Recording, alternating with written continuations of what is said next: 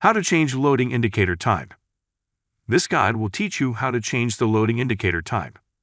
Step 1. Sign in your CustomGPT account. Step 2. Navigate to Project Settings. Click on Project Settings. Step 3. Go to ChatBot Settings. Click on ChatBot. Step 4. Access User Experience UX. Click on User Experience UX. Step 5. Change your loading indicator type.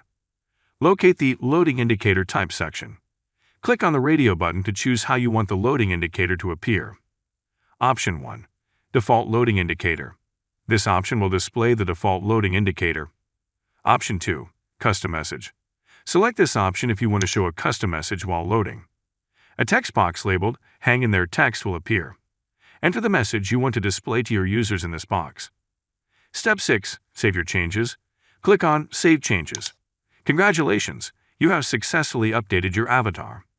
This action allows you to personalize your profile by changing the image associated with your chatbot, adding a personal touch to it.